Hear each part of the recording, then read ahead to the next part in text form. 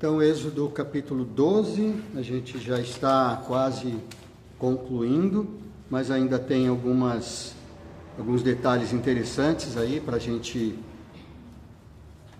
destacar nesta história da redenção.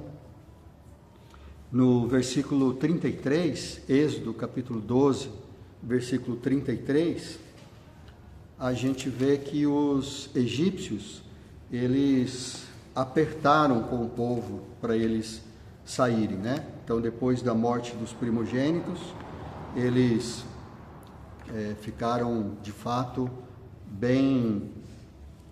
foi um impacto muito grande para eles, e eles então falaram: nós vamos todos morrer, se esse povo ficar aqui, o que virá da próxima vez, né? Eles não sabiam que essa era a última praga, né? A 10ª. Então eles pensavam, o que virá depois, né? Aí a próxima vez todo mundo vai morrer. Então, vão embora, né? Tocaram eles dali e foi assim, eles saíram durante a noite mesmo. Então, antes mesmo de amanhecer, talvez eles tenham saído já ao amanhecer, mas eles tiveram que se preparar rapidamente, pegar as coisas e saírem, né? A gente vê no versículo 35, Êxodo 12, 35, que eles de fato fizeram aquilo que Deus disse para eles fazerem. Eles pediram objetos de ouro, de prata e roupas, porque roupas naquele tempo não era tão barato igual hoje, né? Hoje até que não é tão barato, mas é muito mais barato do que naquele tempo, né? Hoje tem roupas caras, né? E tem roupas baratas. Mas naquele tempo só tinha roupas caras, porque as roupas eram feitas à mão, não é como hoje. Na verdade, as roupas só começaram a ficar baratas depois do século XVIII, final do século XVIII, começo do século XIX, que foi a Revolução Industrial, né? Que eles inventaram aquelas máquinas a vapor para fazer os tecidos, né? Aí é que as roupas começaram a ficar mais baratas. Então, antes disso não era tão barato assim. E então roupas eram muito preciosas e é claro que eram de muito melhor qualidade do que as roupas de hoje também, né? Porque eram tecidas à mão. Até hoje eles falam dos lençóis dos fios egípcios, né? Que são super caros, né? Se você quiser comprar lençóis com os fios egípcios, tem que pagar muito caro, né? Então eles pediram isso. E no versículo 36 diz que eles alcançaram o favor do povo, né? Tudo que eles pediram, eles deram, e diz que eles despojaram os egípcios. Esse termo que eles usam, né, despojaram, era o termo que era usado para quando um exército ia atacar o inimigo e matava, né, conseguia vencer a batalha, matavam todos os soldados. E aí eles despojavam os soldados. O que era isso? Eles iam pegar as armas, as roupas, tudo que era precioso, né? Muitos deles usavam alguma joia, né? Preciosa, eles faziam isso. E se eles atacavam no campo, né? Se eles atacavam na cidade, eles entravam em alguma cidade, venciam a cidade, eles também despojavam aquela cidade, pegavam tudo que era de valor. Se era no campo, eles despojavam o que tinha lá na fazenda, né? Os animais, alimentos, e era assim. Então, aqui usa esse termo, mas só que, na verdade, eles não fizeram nenhuma guerra contra os egípcios. Quem estava guerreando por eles era Deus, né? Deus é que estava mandando o faraó deixar o povo ir, e aí o faraó teimoso não deixou. E aí no final eles foram. Era uma forma de pagamento por todos os anos de escravidão, né? Mais de 100 anos pelo menos de escravidão que eles ficaram no Egito. Então eles receberam o pagamento. Demorou, mas veio.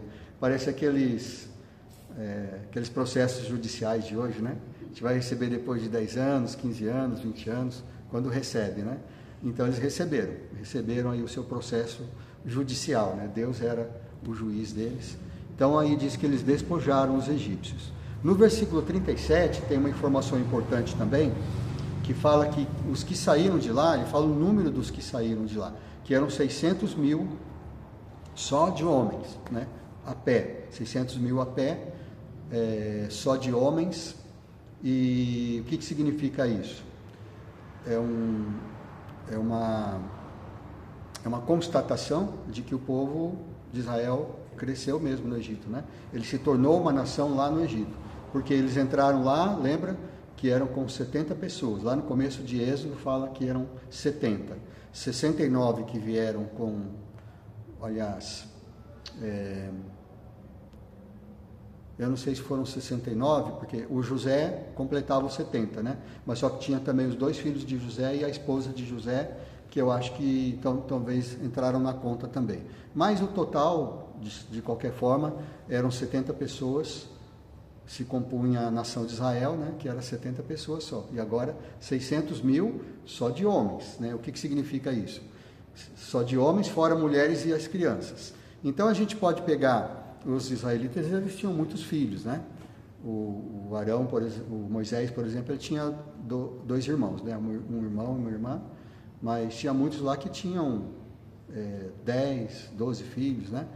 E também tinha alguns que não tinham filhos, porque a esposa era estéril, né? Ou porque ainda não tinham se casado, homens de guerra, né? Que ainda não tinham se casado. Quando fala 600 mil, está falando de um exército, dos homens de 20 anos para cima, ou seja, aqueles homens que estavam aptos à guerra, né? Então, se a gente for fazer uma média para cada homem, pelo menos uma mulher e uma criança, então a gente teria que triplicar esse valor, certo? Vamos fazer igual a Dilma aqui, fazer uma conta de cabeça, né? 3 vezes 600 mil dá 1.800.000, né? Então, vamos arredondar para 2 milhões. 2 milhões de pessoas, né, era o povo de Israel. E outra coisa interessante que fala aqui, no versículo 38, que fala que não eram só israelitas que saíram, era um misto de gente e de animais, né, e tudo, né?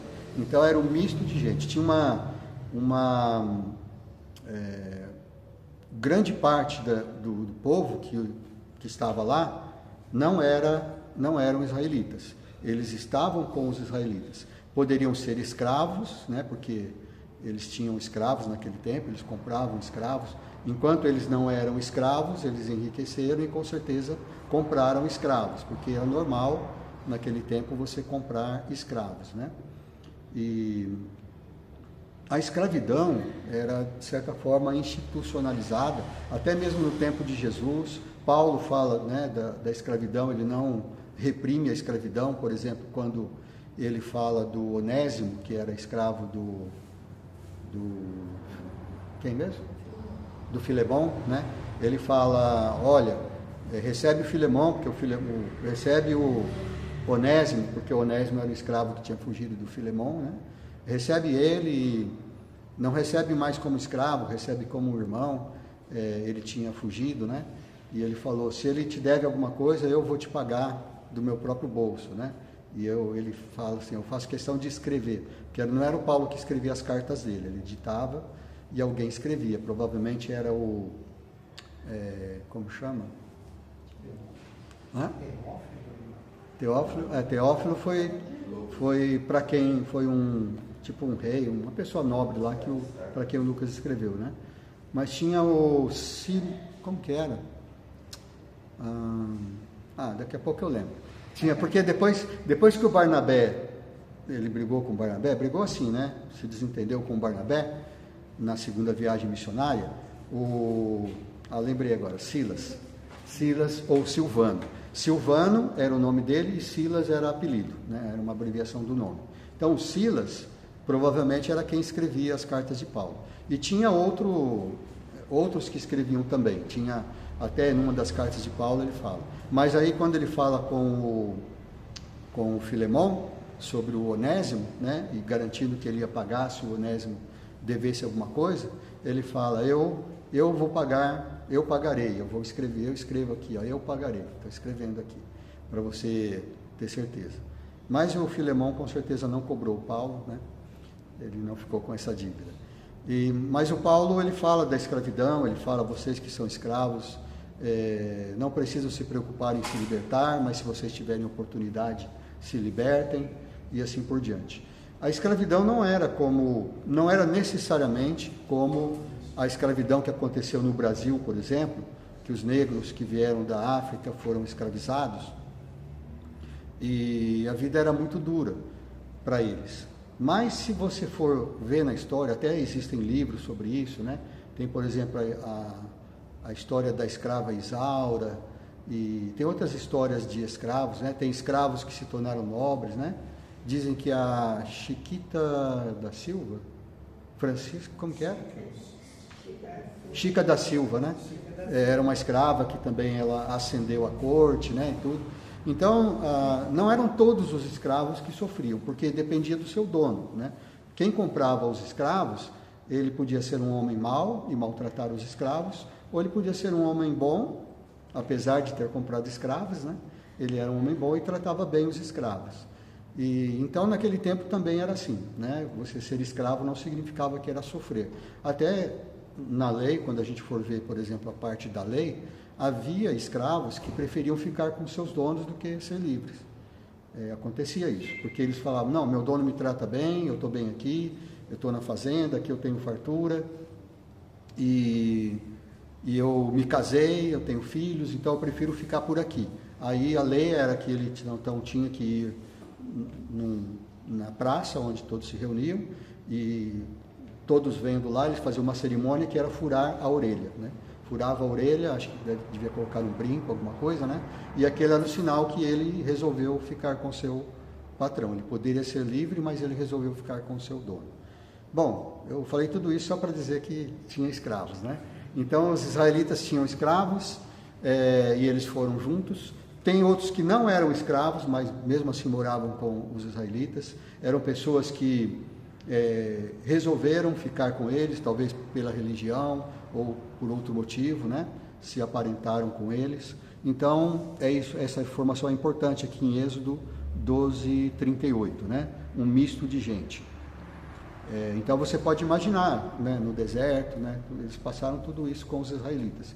Então, de fato, eles se tornaram israelitas, mas é importante a gente saber isso porque quando a gente fala de ser um judeu, hoje em dia, né, as pessoas se preocupam muito em saber se a pessoa tem um sangue judeu, né, se ele é judeu legítimo, né. Mas é difícil você determinar se um judeu ele é legítimo, ou seja, se ele só tem sangue judeu. Né? Porque a gente sabe, até Jesus, né? Apesar que Jesus pelo sangue de Maria, né? Porque ele era humano, né? Porque ele nasceu de Maria, então ele era humano e ele herdou o sangue de Maria, né? Maria tinha o sangue puro judeu? Se a gente for ver através da história, não, tinha misturas, né? Tinha a Raabe, pelo menos, né? Que a gente sabe, e tinha a Ruth,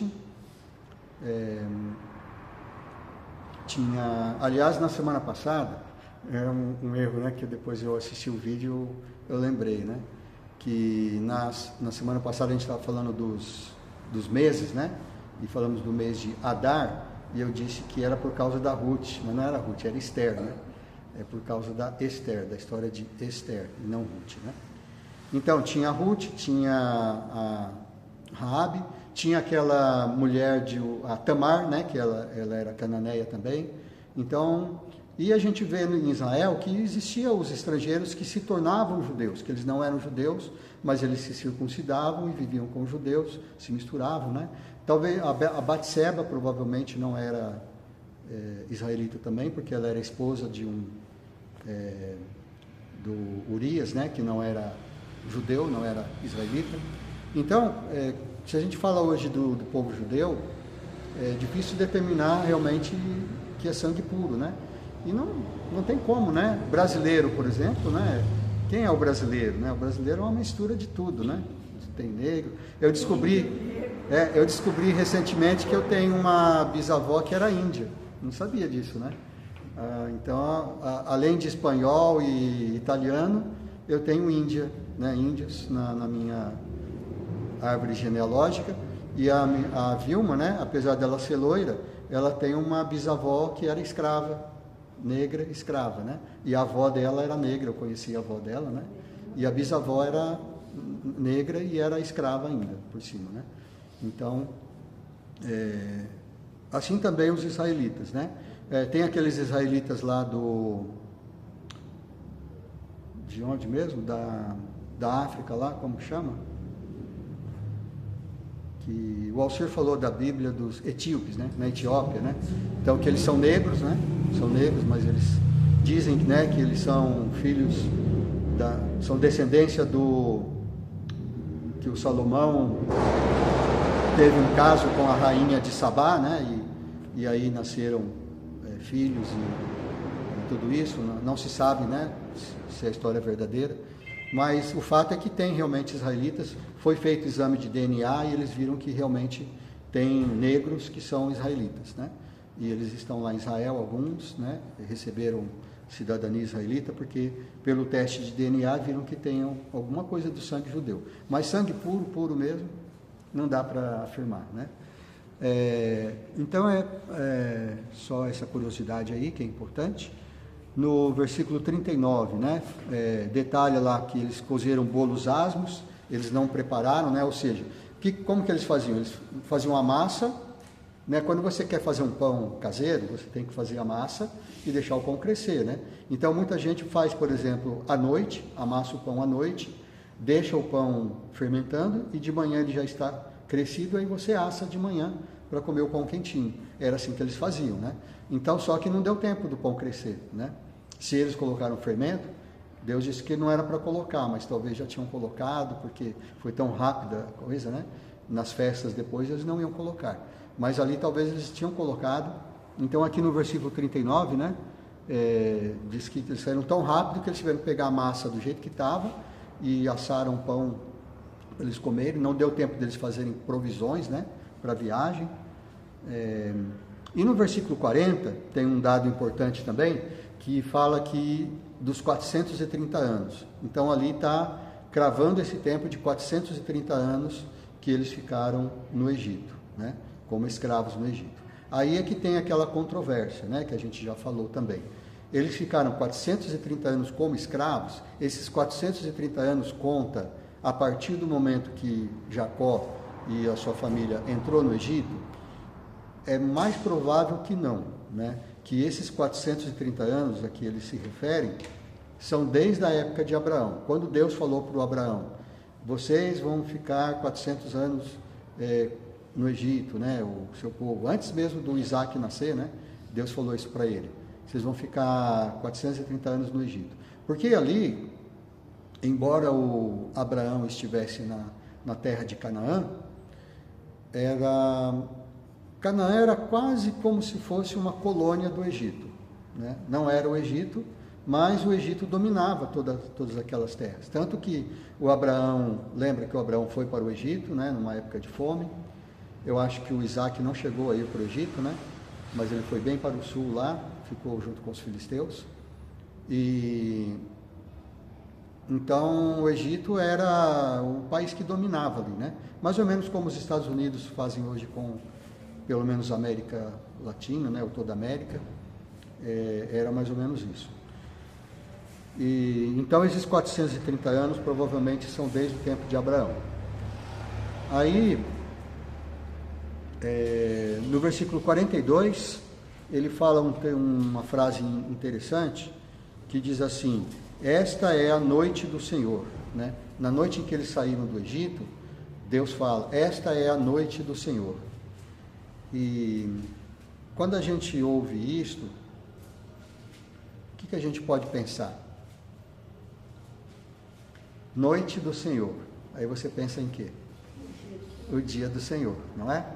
A noite do Senhor era quando eles saíram do Egito. O dia do Senhor é o dia que nós esperamos, né?